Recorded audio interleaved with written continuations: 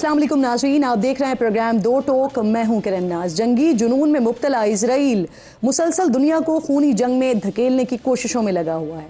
एक साल पहले गजा में खून की होली खेल कर हज़ारों मासूम इंसानों का कत्ल करके भी इजराइल की खून की प्यास बुझी नहीं है। तो गुज़िश्ता कुछ अरसे से इसने पहले लबनान में आसमान से बारूद बरसाया और फिर इसके बाद ईरान में कार्रवाइयाँ करके पूरे खत्ते को ख़तरनाक जंग के दहाने पर ले आया है। गुज़िश्ता रोज़ इसराइल ने ईरान पर हमला किया, फ़ौजी तनसीबात पर हमलों का दावा किया, लेकिन ईरान ने इसकी तरदीद की है।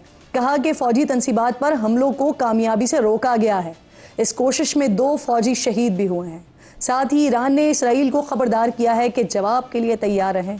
दूसरी तरफ नाज़रीन, आज अगर मुल्की सियासत पे बात करते हैं तो यहाँ पर जस्टिस याहिया अफरीदी ने 30वें चीफ जस्टिस ऑफ पाकिस्तान की हैसियत से अपनी जिम्मेदारियाँ संभाल ली हैं। उन्होंने ओहदा संभालते ही प्रैक्टिस एंड प्रोसीजर कमेटी की तश्कील नौ करते हुए इसमें जस्टिस मुनीब अख्तर को शामिल कर लिया है।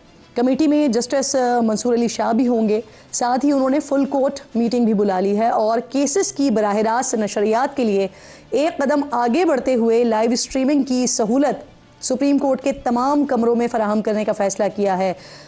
इसके साथ साथ ही हुकूमत ने 27वीं आईनी तरमीम लाने का बाकायदा तौर पर ऐलान कर दिया है। वज़ीर आज़म के सियासी मुशीर है राना सनाउल्लाह साहब, वो कह रहे हैं कि 27वीं आईनी तरमीम में मिलिट्री कोर्ट्स बनाने की भी बात होगी। इसी पर बात करने के लिए प्रोग्राम के आज मेरे अहम मेहमानों में, मेरे मोअज़्ज़ज़ मेहमानों में शुएब शाहीन साहब के इंसाफ के अहम रहनुमा हैं, स्टूडियो में मुझे ज्वाइन कर रहे हैं। इसके साथ साथ कुछ ही देर में बैरिस्टर अकील साहब हुकूमती तर्जुमान हैं बराए कानूनी उमूर, वो भी मुझे ज्वाइन कर लेंगे। आप की मैं बहुत शुक्रगुजार हूँ। शुएब साहब, सबसे पहले तो सर आज ओहदा संभाला है जस्टिस याहिया अफरीदी ने और जो सारी चीज़ें हुई हैं, procedure practice and procedure act, इसकी तश्कील नौ, फुल कोर्ट मीटिंग बुलाना, फिर उसके साथ साथ लाइव स्ट्रीमिंग की सहूलत तमाम बेंचेस में फराहम करने का ऐलान, वो फैसला कैसे देखते हैं इसको? और सबसे बढ़कर सर, जो अदलिया में तकसीम की बात होती है वो आपको ख़त्म होती हुई दिखाई दे रही है? देखिए किरण, पहली बात तो यह है कि ये अच्छे इक़दाम है, हम इसको बहुत अच्छी कदर की निगाह से देखते हैं, अप्रिशिएटेड है। और इसमें कोई शक नहीं है कि जस्टिस याहिया अफरीदी साहब बड़े ऑनरेबल, बड़े इंडिपेंडेंट और बड़े कॉम्पिटेंट जज हैं। लेकिन हमारा एक प्रिंसिपल स्टैंड है, हम ये कहते हैं कि देखें, इन्होंने भी चीफ जस्टिस बनना है, बनना था, मगर अपनी टर्न नहीं, अब तो बन गए ना, लेकिन अपनी टर्न पे ये जो 26वीं आईनी तरमीम का ये शख्साना है ना कि जिसने तकसीम पैदा करने की कोशिश की है।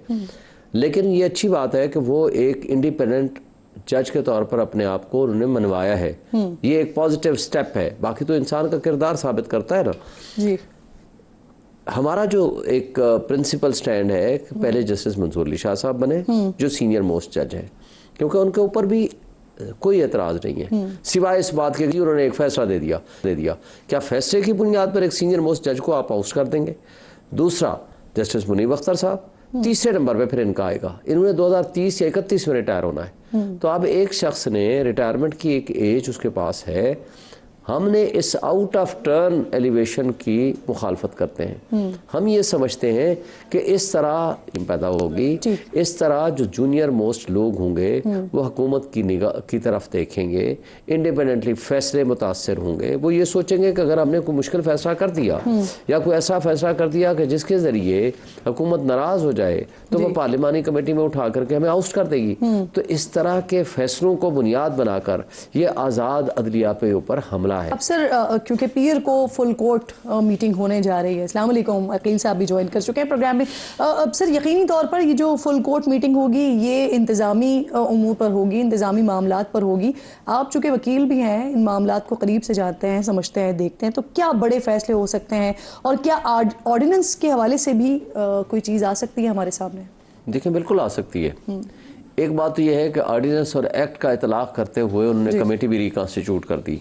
अगर तो फर्ज करो प्रैक्टिस एंड प्रोसीजर एक्ट को देखा जाए, जिसको पूरी फुल कोर्ट उसको कंफर्म कर चुकी है, उसके मुताबिक ऑर्डिनेंस के ऊपर 2 सवाल मेनली उठाए थे जस्टिस मंसूर अली शाह साहब ने कि ये सुप्रीम कोर्ट के जजमेंट की खिलाफ वर्जी है और दूसरी उन्होंने फिर इसके ऊपर ये रखा था कि या तो आप फुल कोर्ट मीटिंग रख लें ताकि उसके ऊपर फैसला हो जाए, या इसको फुल कोर्ट हियरिंग में रख दें ताकि इसका नतीजा सामने आ जाए। लेकिन उन्होंने ये दोनों काम नहीं किए, बल्कि अभी ऑर्डिनेंस साइन नहीं हुआ था, उससे पहले उन्होंने कमेटी भी बिठा दी, चेंज भी कर दिया, बंदा भी अपनी मर्जी का ले आए, और उसके बाद आर्टिकल 63A का जिस तरह इंटरप्रेशन कर दी और जिस तरह बाकी काम किए उन्होंने एक महीने में, तो उन्होंने एक तकसीम पैदा कर दी, तफरीक पैदा कर दी, सुप्रीम कोर्ट को डिवाइड कर दिया। और जस्टिस मंसूर अली शाह साहब ने जिस तरह वो ख़त लिखा है आखिरी कल, तो उसके बाद मेरा ख्याल है कि काजी फाइज साहब को एक अच्छे जज के तौर पर कोई भी शख्स हो वो उसको कभी नहीं याद करेगा।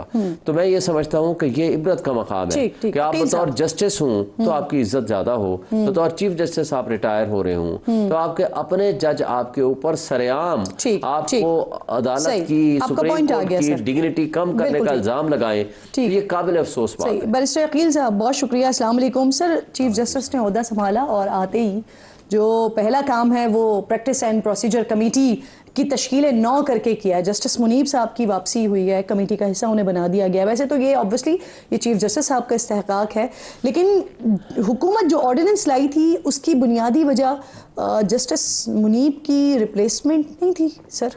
बिस्मिल्लाहिर्रहमानिर्रहीम। किरण साहब बहुत बहुत शुक्रिया। लेकिन सबसे पहली बात है, बिल्कुल ये honourable chief justice of Pakistan का इस्तेहकाक है और वो इस प्रैक्टिस एंड प्रोसीजर एक्ट या उसके साथ फिर ऑर्डिनेंस उसको देखते हुए, उसका इतलाक करते हुए वो किसी भी मेंबर को ऑप्ट कर सकते थे।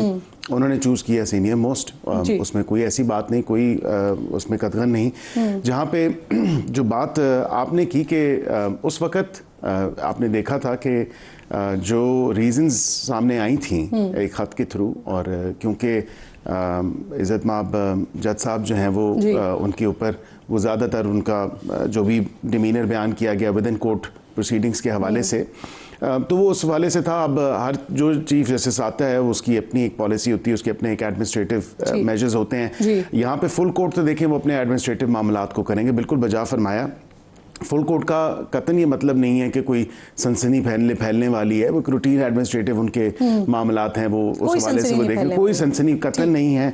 मेरे ख्याल से इस चीज़ को ओवरली जो है हाइप्ड ना किया जाए। उन्होंने वो, और ये रूटीन में होता है कि जो नया चीफ जस्टिस आता है वो फुल कोर्ट मीटिंग अपनी बुलाती है, और वो उसमें ये नहीं है कि अदालत में वो को बैठेंगे, उनकी एक अपनी एक मीटिंग है। और सर ये जो चीफ जस्टिस ने फुल कोर्ट मीटिंग मंडे को तलब की है, ऑर्डिनेंस के बाद जस्टिस मंसूर साहब ने मुतालबा किया था और इसी वजह से वो इजलास में भी शरीक नहीं हुए थे, तो ऑर्डिनेंस का मुस्तकबिल क्या लगता है? देखिए अभी तो मेरे ख्याल से जस्टिस मंसूर अली शाह साहब शायद उम्रे पे हैं, और वो जब तक उनकी वापसी नहीं होती अगेन ये कमेटी इनकम्प्लीट होगी, इसकी कंप्लीशन तो होगी नहीं।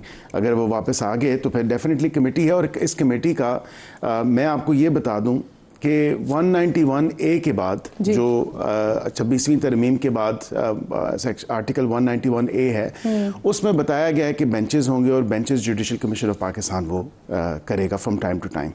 जब तक ये कमेटी जो है, अब वो जाहिरी बात है इस कमेटी ने सिविल मैटर्स हैं, क्रिमिनल मैटर्स हैं, जो अपीलें हैं, टैक्स के मैटर्स हैं, दीगर कोई ऐसे फैमिली केसेस हैं, वो तमाम तर चीज़ें हैं जो जिनसे आइनी केस या आइन के किसी आर्टिकल के साथ उसकी तशरीह या उसकी कोई वायलेशन या सो एंड सो फोर्थ, तो वो तब तक टेक अप नहीं हो सकते जब तक कॉन्स्टिट्यूशन बेंचेस कॉन्स्टिट्यूट नहीं हो जाते। ये प्रैक्टिस एंड प्रोसीजर एक्ट है, इसमें दोबारा तरमीम की बातें हो रही हैं, जरा वो भी क्लियर मैं आपको देखें, बिल्कुल मैं इसमें आपसे कोई ढकी छुपी बात नहीं है। प्रैक्टिस एंड प्रोसीजर एक्ट जो है या ऑर्डिनेंस, अब उसमें ऑर्डिनेंस को पेश करके उस एक्ट में भी एक तरमीम आनी है।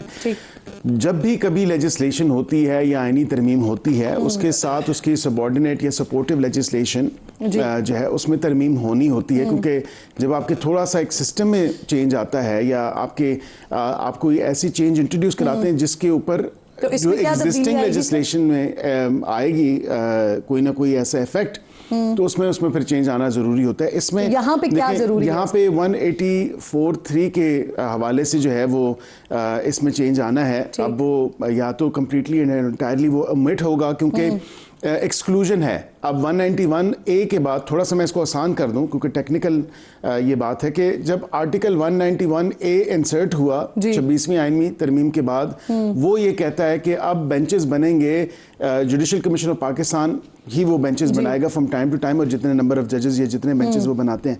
अब supreme court practice and procedure act या ऑर्डिनेंस, अब वो एक्ट 2023 वाला जो है उसमें तरमीम आएगी तो वो सेक्शन 184(3) के हवाले से वो ओमिट होगा, और उसमें या अगर वो ओमिट उसको ना करें तो उस हवाले से कोई ना कोई अमेंडमेंट आएगी। खत्म करना चाहते हैं जी, और देखिए उस कमेटी का ये पार्लियामेंट को चले जाएगी पावर, ये कमेटी खत्म हो जाएगी। देखिए ये कमेटी एग्जिस्ट करेगी, ये कमेटी अपने जो दीगर मामलात हैं उन पे करेगी, क्योंकि यहाँ पे तो आइन में आप देखें ना एक चेंज आ गया है, रिफ्लेक्ट हो रही है वो अमेंडमेंट के थ्रू।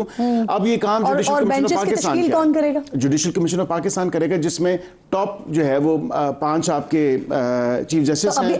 अभी भी तो यही है ना, अभी तो यही है ना जी, अभी भी यही है, अभी भी यही है। इसके साथ फिर दीगर जो है वो कमेटी के मेंबरान है। लेकिन आईनी बेंचेस की तश्कील या नॉर्मल तमाम केसेस के जो बेंचेस होते हैं उसकी तश्कील, देखिए आईनी बेंचेस की तश्कील जो है वो जुडिशल कमीशन ऑफ पाकिस्तान करेगा। नॉर्मल बेंचेस की जो तश्कील है वो supreme court practice and procedure act के थ्रू उसमें जो अमेंडमेंट आएगी वो चीफ जस्टिस खुद ही करेंगे, और यही कमेटी जो है इसी कमेटी के स्टाइल में वो उनकी तश्कील होगी दीगर केसेस की। तो अभी तो ये रूल है, ये जिस फॉर्म में बनी हुई है ये कमेटी वो तब्दील हो सकती है तरमीम के बाद, जो नई तरमीम लेकर आ रहे हैं। ये डिस्क्रेशन है जो कमेटी के चेयर हैं या प्रिजाइडिंग ऑफिसर हैं, वो चीफ जस्टिस ऑफ पाकिस्तान है, उनके ऊपर है कि वो एक तो खुद और उसके साथ जो है वो सीनियर प्यूनी जज और उसके साथ जो आगे कोई किसी एक मेंबर को वो ऑप्ट कर, एक जज अपनी मर्जी से ले आए और एक जो सीनियर मोस्ट जज हो, ऐसे ही रहेगा तरमीम में भी ऐसे ही रहेगा जी।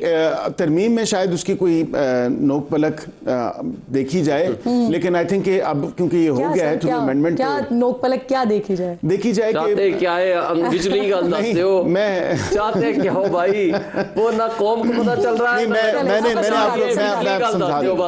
मैं समझा देता हूँ, मेरे से बहुत सीनियर मेरे बड़े भाई हैं शेफ शाहीन साहब।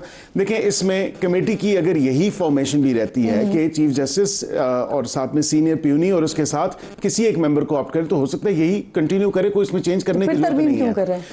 नहीं, तरमीम होनी है क्योंकि आपके supreme court practice and procedure act में 184 के हवाले से और 184 के केसेस जितने भी हैं हो सकता है ये रहे और हो सकता है दूसरे ऑप्शन पे जाएं, और वो दूसरा ऑप्शन क्या है? कौन सा वाला?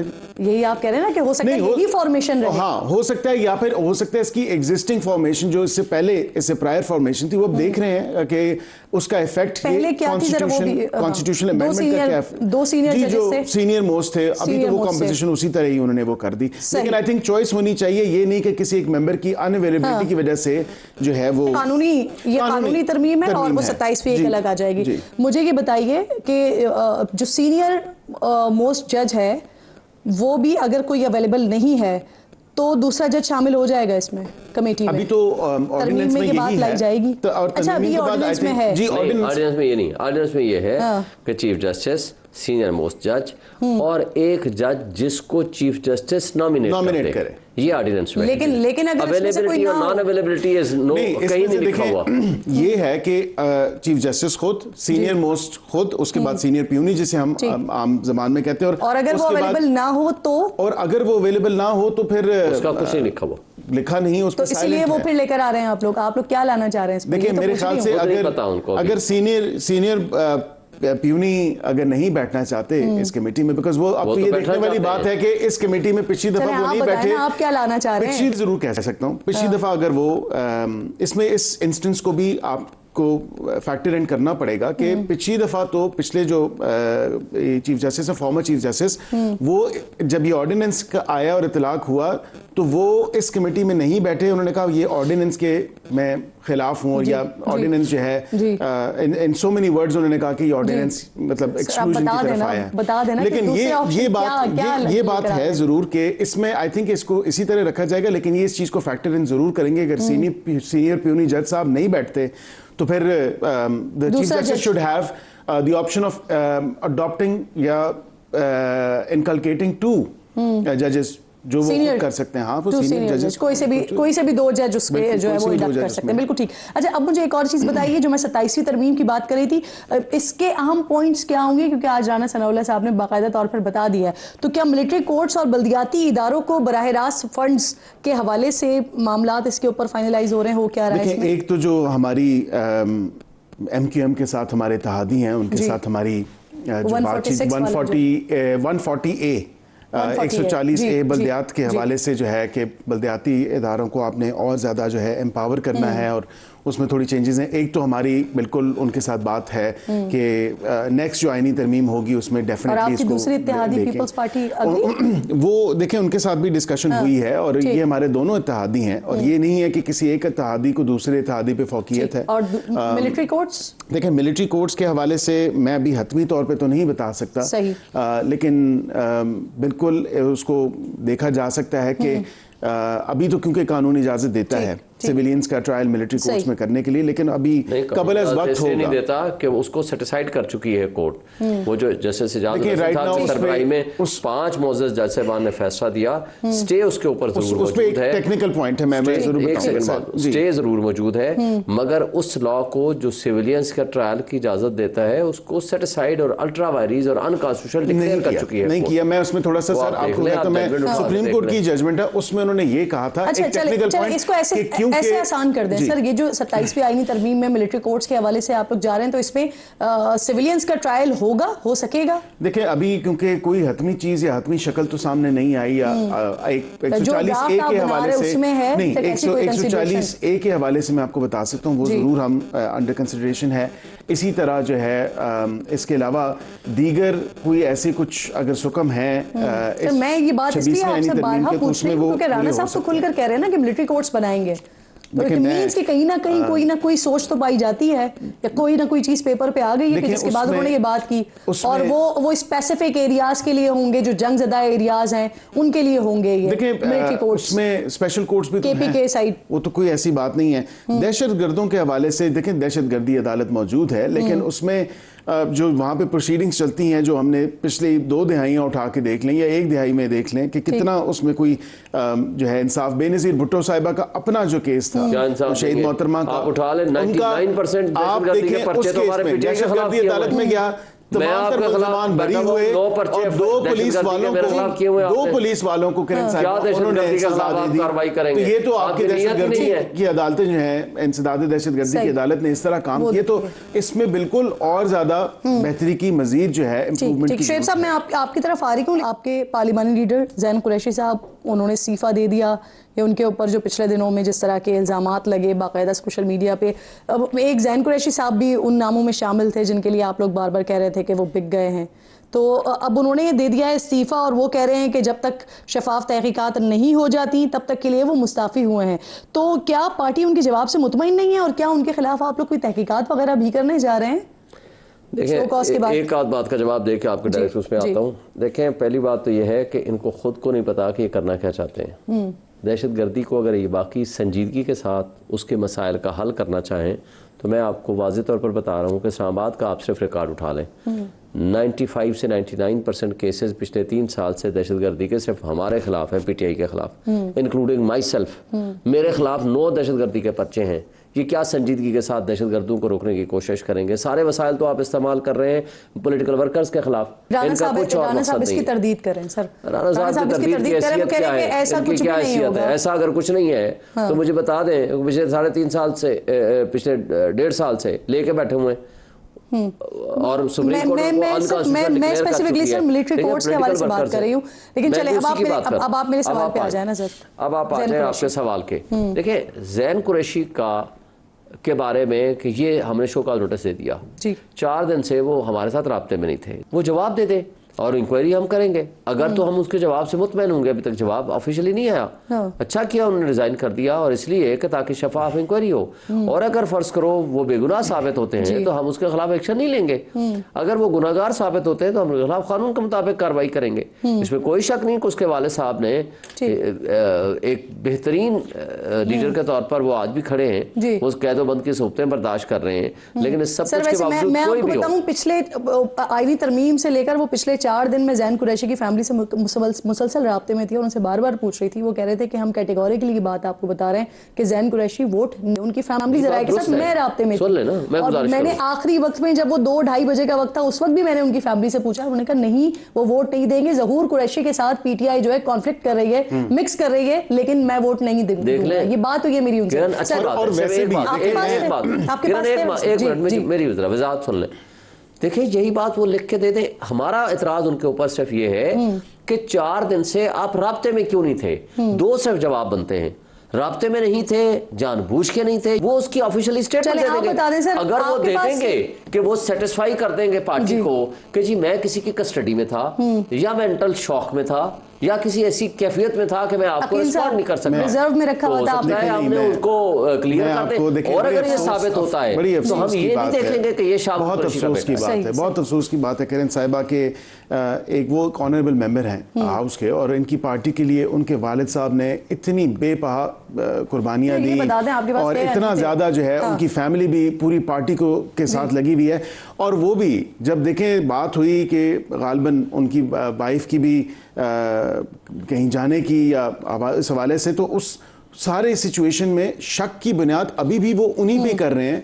और वो बेचारा मैं बेचारे कहूंगा कि वो हमारा भाई है, लेकिन अगर नहीं थे होना चाहिए तो क्लियर हो जाएगा। और क्या उन्होंने वोट दिया, क्या उन्होंने वोट दिया, देखिए क्या उन्होंने वोट दिया, रिजर्व में रखे हुए थे आपने। देखिए मैं जेयूआई अगर ना ही साथ तो चले कुछ कर लेंगे। इस हवाले से मैं कोई कमेंट नहीं कर सकता। कोई तरदीद कर दें या तस्दीक कर दें, देखिए मैं कोई कमेंट नहीं कर सकता, लेकिन मैं ये जरूर कह सकता हूँ कि उन पे बगैर किसी वजह के शक मत करें। उन्होंने वो नीम रजामंदी होती है सर, फिर आप बराबर पे कह रहे हैं कि शक भी ना करें। क्यों शक कर रहे हैं? देखिए जो लोग थे ये सारे वो लोग थे जिन्होंने सुन्नी इत्तेहाद काउंसिल को भी ज्वाइन नहीं किया और जिन्होंने पीटीआई को भी ज्वाइन नहीं किया और ये इंडिपेंडेंट लोग। सर जी वो अभी गंडापुर साहब की मैं बात सुन रही थी, वो कह रहे थे कि आज से 3-4 दिन पहले कि अगर सीनियर मोस्ट जज को चीफ जस्टिस नहीं लगाया गया तो पूरा पाकिस्तान बंद करूंगा। फिर आज माशाल्लाह वो तकरीब में भी बैठे हुए थे, जो कि एक अच्छा साइन है। लेकिन अब वो कह रहे हैं कि बानी को जेल से निकालेंगे और निकाल कर फिर खैबर पख्तूनख्वा लेकर जाएंगे और इसके लिए वो बाकायदा पूरा जोर लगाएंगे। क्या करेंगे ऐसा? वो पिछला जितना जोर लगाते रहे वो तो हमारे सामने है सर।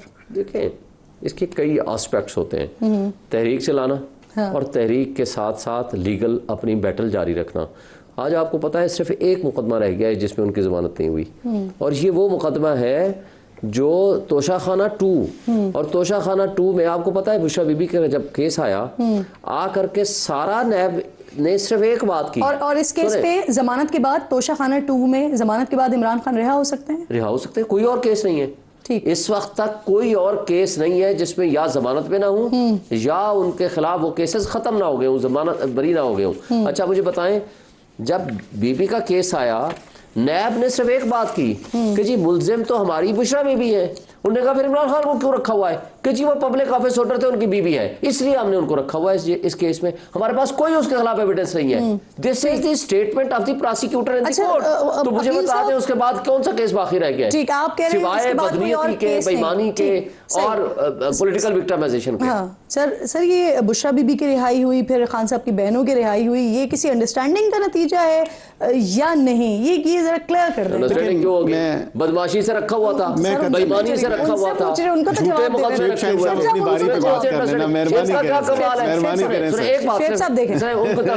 मुझे बता दें क्या अदालतें अंडर सेटिंग की बुनियाद पर अच्छा चले आप उनको तो बात करें। क्या आप एक ऑनरेबल जज ऑफ द हाई कोर्ट को हम ये कहें कि इनके कहने पे उन्होंने हमें छोड़ा है? देखिए मेरा वक्त इनको दे दें, देखिए वो सीनियर्स का अदब करें सर, आप भी मौका दें सर। सिर्फ आखिरी बात, नाजायज तरीके से हम लोगों को, हमारी लीडरशिप को, हमारी बीबी को, बुशरा बीबी को, अलीमा को रखा हुआ था। That was unconstitutional. बिल्कुल खत्म हो गया।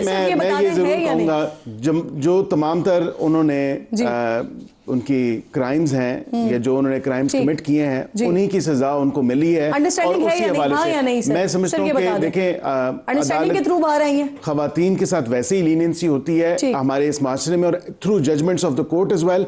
और उस हवाले से खवातीन को रिलीज किया गया है, उनकी बेल हुई है। ये कतन कोई अंडरस्टैंडिंग नहीं है, कोई ऐसा मामला। बिल्कुल ठीक, बहुत बहुत शुक्रिया। आप दोनों मौजूद मेहमान प्रोग्राम में साथ मौजूद है। एक छोटा सा ब्रेक लीजिए नाजरीन, ब्रेक के बाद वापस आते हैं।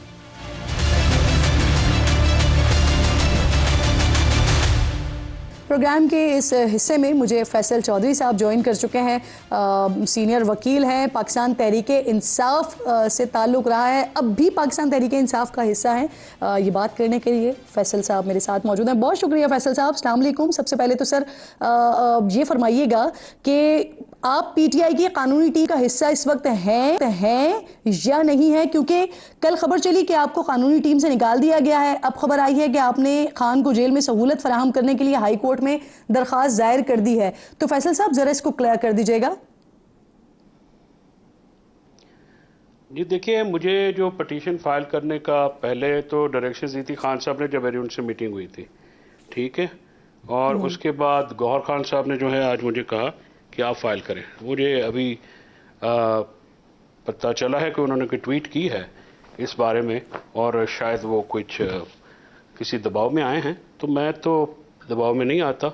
और ख़ान साहब के लिए, क्योंकि ख़ान साहब की हदायत आई थी कि मैंने जब उस दिन निकल रहा था तो मैंने कहा कि ये जो आपने सोबतें बर्दाश्त की हैं या जो आपके ऊपर है, ये लीगल टीम का मसला ये है कि लीगल टीम खुद कुछ करती नहीं है और किसी को कुछ करने नहीं देती। अगर वो करना चाहते हैं तो they should have filed it right now. मैंने पिटीशन फाइल की on the instructions of Khan साहब। खान साहब will say I will do what ever he says, because मेरी तो कमांड वो है। अगर वो गौहर जो हैं उनके साथ बात करके बताएंगे तो it will be done accordingly, जैसे कोई इंस्ट्रक्शंस होती हैं। कोई इम्पोज थोड़ी करेगा अपनी सर्विस। अगर पटिशन फाइल हुई है तो पटिशन जो है ये तो गौहर साहब को शेयर हुई है 3 बजे के करीब, ठीक है, जो पिटीशन फाइल हुई है, तो व्हाई इज ट्वीटिंग नाउ? आप लीगल टीम का हिस्सा है अभी पीटीआई की? पीटीआई की लीगल टीम नहीं, मैं तो इमरान खान का वकील हूँ। उनकी जो हदायत पे जो पिटीशन है वो मैं फाइल करता हूँ। पीटीआई की लीगल टीम है कौन सी है, कौन सी टीम का हिस्सा? पीटीआई का जो एक लीगल टीम का ग्रुप है जो खान साहब के या बाकी सारे पीटीआई के केसेस को देख रही होती है, आप उस टीम का हिस्सा नहीं हैं? देखिए, मैं उस खान साहब का वकील हूँ। मैंने आपसे अर्ज़ किया कि उनकी हदायत के ऊपर पटिशन जो हैं वो फाइल होती हैं। पहले वो जो हैं जब हम मिलते थे करते थे, उस दिन मैंने मुलाकात की तो उन्होंने कहा कि बिल्कुल ये जो हैं। उसके बाद तो मुझे किसी ने नहीं कहा, बल्कि गौर साहब ने आज मुझे कहा कि वो पिटीशन फाइल क्यों नहीं हुई। मैंने कहा जी मैंने तैयार है, फाइल कर देते हैं। Then I filed it and share it with him. सही। अच्छा फैसल साहब, कल आपसे मुताल्लिक एक सवाल हुआ सलमान अकरम राजा साहब से।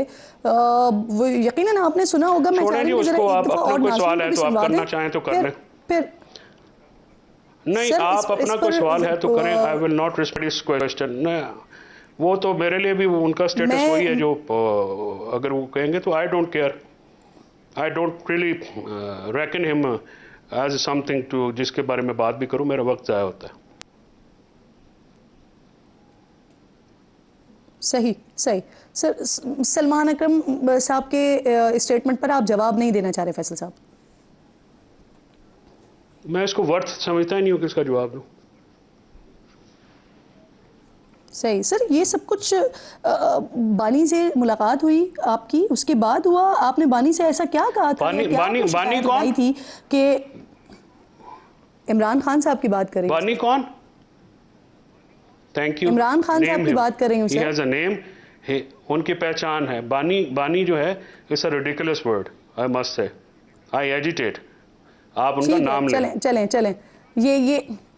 ये फैसल साहब, ये आपकी राय ना, आप मुझे तो ना बताएं। मैं आपसे सवाल ये पूछ रही हूँ कि आपके जो चेयरमैन थे पार्टी के या आपके जो बानी थे इमरान खान साहब जो हैं, उनसे मुलाकात के बाद ये सारे मामलात होना शुरू हुए कि आपने कोई शिकायत वगैरह की जिसकी वजह से सलमान साहब इतने ज़्यादा बरहम हो गए, क्योंकि जब आप लोगों की मुलाकात हुई थी तो वो भी साथ मौजूद थे। ऐसा ही कुछ हुआ है फैसल साहब? सच बोलने की सजा मिलती है। मैंने जो बाहर देखा मैंने अंदर बताया, जो अंदर देखा वो बाहर बताया। और ऑब्वियसली मैं क्यों छुपाऊंगा उनसे? फैसला उन्होंने करना है। वहाँ पे कुछ लोग ऐसे हैं जो उनको गलत पिक्चर दे के शायद कुछ मामलात अपने सीधे रखना चाहते हैं और उनको उनकी बेहतरी के लिए नहीं सोच रहे। वक्त आता है जो बंदा बेहतर होता है, अगर मैं उनके साथ खान के साथ मुखलिस हूँ या खान साहब के साथ जो भी मैंने बात उनकी बेहतरी के लिए की है, अगर वो समझेंगे कि ठीक है ये कर रहा था और ठीक कर रहा था, तो ये तो बातें होती रहती हैं। ये पार्टीज़ में जाना चलता है इनका। लेकिन मैं तो क्योंकि सियासी एजेंडा मेरा तो है नहीं, मैं तो लीगल एडवाइस हूँ। मुझे तो खान को देख के बहुत तकलीफ़ हुई, जिन हालात वाक़यात में उनको रखा था पार्टी ने बिल्कुल उनको कोई नहीं ला। अब ज़ाहिर है खान साहब जो हैं उनके ऊपर भी वो पार्टी को हमेशा फेस सेविंग देते हैं, और इवन इतनी ज़्यादा कॉस्ट बर्दाश्त करके जो उनके ऊपर एक हुई है मामलात, उनके बावजूद जो है वो मुझे यकीन है कि वो इन लोगों को एम्बेरस नहीं करने देंगे। बल्कि इन्होंने तो बहुत एम्बेरस किया खान को 3 तारीख से लेके तो फैसल साहब आपने ऐसा क्या बताया था खान साहब को कि जिसकी वजह से फिर आपको इतनी ऑपोजिशन का सामना करना पड़ा है या इतनी नाराजगी बर्दाश्त करनी पड़ी है? सर भाई मैंने वो बताया, मैंने वर्कर्स की बात की, मैंने कहा ये वहाँ पे डी चौक में नहीं थे, बाकी नहीं बता रहे होंगे ना। बाकी तो माशाल्लाह हालात ये हैं कि 19 तारीख को डेलीगेशन गई है और खान साहब के यही हालात थे 19 तारीख के बाद, और 3 से लेकर 19 तक कोई पिटीशन फाइल नहीं हुई। तो किसकी जिम्मेदारी थी ये पिटीशन फाइल करना? खान साहब को वहाँ पे, और बीबी भी आइसोलेटेड थी, क्यों नहीं फाइल की गई हैं? ठीक है, ये मामलात मैं इसलिए मीडिया पे मुझे बात करनी पड़ी है कि बात तो कोई है नहीं, मेरे से तो किसी ने बात नहीं की। देखें, अगर आप एक जिम्मेदारी लेते हैं, और अगर इमरान खान के बारे में अगर अब मैंने पिटीशन फाइल की है तो आप देखिएगा परसों पिटीशनें फाइल होंगी। ठीक है, पहले मैंने जो कंटेम्प्ट फाइल की, फिर जब उसके बाद वो आना शुरू हुआ, पहले क्यों नहीं करते? Why they wait for the others? मैं तो कहता हूं मुझे कोई अगर इमरान खान के लिए कोई काम करता है। आपने भी तो पहले नहीं किया ना सर, आपने भी तो बैरिस्टर गौहर के कहने पर किया ना। नहीं, आज की बात नहीं कर रहा हूँ, जो मैंने अभी परसों चौथ मुलाकात हुई मेरी पिटीशन पे हुई है ना, जो कंटेम्प्ट वाली हुई है जिसके ऊपर मीटिंग हुई है, वो भी मैंने फाइल की थी, उस पर मुझे कोई इंस्ट्रक्शंस नहीं आई थी। देखे ना, अब बात यह है कि मैंने तो खान से मिलना है, तो खान साहब को इंस्ट्रक्शंस देंगे तो मैं बात करूंगा। ठीक है, खान साहब ने मुझे कहा कि हाँ, मैंने उनको ये बताया कि ये सारी इसमें हम पिटीशन फाइल करेंगे। उन्होंने कहा हाँ जाके करें, और ये जो सारी बातें मैंने की हैं मुझे बार बताना। अगर मुझे खान साहब ने पहले नहीं कभी नहीं कहा कि आप ना बताना, तो मुझे उन्होंने नहीं कहा कि बार बताना, तो मैंने कभी बात नहीं की। जब उन्होंने कहा शोएब साहब मीडिया पे गए, शोएब शाहीन साहब, उन्होंने गुफ्तगू की। आपने जी आपने खान साहब को ये बताया कि ये जितने भी पिछले दिनों जो एहतजाज वगैरह हुआ है उसमें क़यादत डी चौक पर नहीं पहुंची, इस वजह से फिर ये आपके खिलाफ इतना शदीद रिएक्शन आया, बरहमी का इजहार किया गया, इस बात की बताने की वजह से? मुझे नहीं पता कि वो इस बात पे तो कोई ऐसी नहीं होनी चाहिए थी बातें। तो मैंने तो वर्कर्स की देखे जो बात की है। अगर मैंने जो बात बाहर देखी मैंने अंदर बताई, जो अंदर देखी बाहर बताई। अगर ये देखे इस पे अगर कोई सीखपा होता है या कोई नुकसान, मैं तो सच बोलूँगा। मुझे तो आगे भी मौका मिला तो जो मैं सही है वो मैं बताऊँगा। मैं क्यों कहूँ कि वहाँ पर डी चौक में पूरी लीडरशिप आई हुई थी, कोई भी नहीं आया हुआ था। अली अमीन को सारे क्रिटिसिज्म कर रहे हैं, अली अमीन पहुँचे तो थे वहाँ पे, या जो वहाँ पे थे उनका तो क्रिटिसिज्म समझ में आता है, अली अमीन साहब के, और स्वाति साहब भी पहुँचे थे। ये बाकी लोग जो हैं ये ना पहुँचे ना कुछ, तो ये बाकियों पे क्रिटिसिज्म कैसे कर सकते हैं? तो बात यह है कि खान साहब, ये मसला तो खान साहब का ना, खान साहब देख के पार्टी, हमारा तो इशू, मेरा तो बड़ा सिंपल सा इशू है। मेरे तो सारे सिनेरियो में जब पीटीआई के लोगों से बात होती रही तो उन्होंने कहा कि ये हमारी प्लानिंग का हिस्सा था, क्योंकि अगर जो पीटीआई के रहनुमा थे, एमएनए से, लीडर्स से, अगर वो पहुंचते, सेनेटर्स थे, अगर वो पहुंचते तो उनको उठा लिया जाता। ये ऐसा पीटीआई सोच रही थी, इस वजह से लोग वहां पर नहीं आ रहे थे। तो ये क्या खान साहब से डिसाइड होकर प्लानिंग नहीं हो रही थी क्या? नहीं, खान साहब अगर जेल में हैं तो बाकी उनसे बड़ा लीडर तो कोई भी नहीं है। खान साहब अगर जेल में हैं तो बाकी अगर जेल में जाने से डरते हैं तो एहतजाजी सियासत तो नहीं हो सकती। मेरी जो मैंने तारीख पढ़ी है, देखें, वो तो लीड फ्रॉम द फ्रंट करना पड़ता है ना, आपको ब्लंट तो लेना पड़ेगा। शेलिंग वर्कर्स क्यों खाएं आप? ये साहबजादा हमराद रजा ने एक अच्छी बात की थी, उसने कहा लीडरों की बारी है, तो लीडरों की बारी का जो है वो मसला इसका नहीं है। ये लीडर्स और वर्ग, ये तो उनकी पार्टी का सियासी मसला है ना। मैं तो वो जो देखा है मैंने बताया है, और मैं सच बोलने का आदमी, और मैं देखिए, मैं आइंदा भी करूंगा। अगर मैं इमरान खान साहब के लिए कोई काम नहीं कर सकता, अगर मैं उनके लिए कोई सहूलत पैदा नहीं कर सकता, या मैं बीइंग उनका लीगल एडवाइस उनके लिए कोई मामला दुरुस्त नहीं कर सकता, तो फिर मुझे उनका वकील होना ही नहीं चाहिए। अच्छा, भाई अगर मैं उनके लिए कोई फायदा ही नहीं कर रहा हूं तो मैं वहां पे क्या कर रहा हूं? नहीं तो फैसल साहब, सवाल बेसिकली यही है कि खान साहब की किसी भी तरीके से लीगली मदद करने पर आपको पार्टी से ये रिएक्शन क्यों मिलेगा? आप अक्लमंद हैं, आप इशारे समझती हैं, पता नहीं क्यों हो रहे हैं, क्यों जेलस हो रहे हैं या क्यों परेशान क्यों हो रहे हैं। मैं तो कह रहा हूँ कि आप करें, ये जो पिटीशन मैंने फाइल की है परसों आप जाके आर्ग्यू कर लें। अगर आपको वहाँ पे मेरा होना जो है वो अगर आपको प्रॉब्लमेटिक लगता है या आप समझते हैं कि यार इसको नहीं होना चाहिए, अगर आपको मेरी शक्ल पसंद नहीं है तो मैं पीछे बैठ जाऊँगा। आप करें सही, आप खान साहब के लिए पिटीशन करते मुझे खुशी होती, आप परसों करेंगे तब भी मुझे खुशी होगी। कुछ करें सही, खान साहब की सहूलतों की कमी लाने के लिए कुछ करें सही। जो करता है उसके ऊपर आप पिल पड़ते हैं, खुद कुछ करते नहीं हैं, लेकिन अगर आप करेंगे मुझे खुशी होगी। अगर मैं बाहर भी बैठा हूँगा, मैं अपने घर में भी बैठा हूँगा, मैं खान का दुआगो रहूँगा। मैं उनके लिए हमेशा जो है मेरे दिल में रिस्पेक्ट। सर उस वक्त जब ये मुलाकात हुई तो खबरें आई कि खान साहब ने फिर नाराजगी का इजहार भी किया, बरहमी का इजहार भी किया, लेकिन पीटीआई के लोगों ने इस बात की तरदीद भी की क्यों तो आप वहां पर सामने मौजूद थे, फिर आपने सारी चीजें खान साहब को बताई भी, तो क्या वाकई फिर खान साहब नाराज नहीं? भी हुए देखिए थे मैं ऊपर? नहीं, इस पे नहीं, वो पहली मीटिंग 19 वाले की आप बात करें, इस पे तो बिल्कुल नहीं मैं। लेकिन आपको जो मैं खान साहब को जानता हूँ, खान साहब जो है नाराज़गी का इजहार इस तरह से नहीं करते, पार्टी को कभी वो लोगों को एम्बैरस नहीं करते, वो इंसल्ट नहीं करते किसी की भी, और ना वो इंसल्ट लेते हैं ना किसी को इंसल्ट करते हैं। वो बहुत ही एक डिसेंट आदमी है। जो उस दिन हालांकि 21 दिन की वो सॉलिटरी कन्फाइनमेंट से आए थे, 21 दिन, और जो उनके साथ पार्टी में वापसी की कोशिश कर रहे थे? कंपोज थे। किसी की कौन सी पार्टी? किसी पार्टी में वापसी? मैं तो देखिए मैं पार्टी का सियासी ऑफिस, मैं सियासी ऑफिस होल्डर पार्टी का ना रहा हूं ना हूं, किसी और के लिए मेरा सियासत से कोई ताल्लुक नहीं है। पार्टी किसी करीबी की कोशिश कर रहे थे सर पार्टी में वापस लाने के लिए? हाँ, आप फवाद साहब का कह रही हैं ना, सीधा सा नाम, आप नाम क्यों नहीं लेते जी मतलब ये है, मैं चाहती हूँ आप लें। किसी को पार्टी में लाना या पार्टी को ना लाना ये खान साहब का अपना डिसीजन है। मैंने तो इनके सामने भी मैंने कहा जी मैं तो फवाद साहब को कभी इसलिए नहीं डिस्कस भी नहीं कभी किया खान साहब के साथ। देखिए मेरा मैंडेट ही नहीं है। खान साहब ने मुझे बुलाया, उन्होंने कहा ये लीगल मामला है तुम करो। अब फवाद को लाना है नहीं लाना है या किसी और को लाना है नहीं लाना है, ये मेरा तो काम नहीं है, तो पॉलिटिकल पार्टी करेगी ना, वो पॉलिटिकल हेड्स हैं वो करेंगे। अगर उनको ये है कि किसी ने आना है या किसी ने लाना है, मुझे तो जो ड्यूटी दी गई मैंने की। हाँ, मुझे ये लगता है कि वो कुछ कर नहीं सकते और उनको ओवरशैडो अगर कोई हो सकता था तो, लेकिन मेरा ये देखिए मेरा ये कोई प्रॉब्लम नहीं है। आई हैव सर्व्ड हिम, मैंने उनके लिए जो कर सकता हूँ मैं आइंदा भी करूंगा। जो कर सकता था वो भी किया है। बिल्कुल ठीक, सलमान सफदर ने उनके लिए बहुत किया है, आई अप्रिशिएट इट। ठीक, बहुत शुक्रिया सर, बहुत शुक्रिया। प्रोग्राम में आप साथ मौजूद थे, फैसल चौधरी साहब अहम गुफ्तगू कर रहे थे। एक छोटा सा ब्रेक लीजिए, ब्रेक के बाद वापस आते हैं।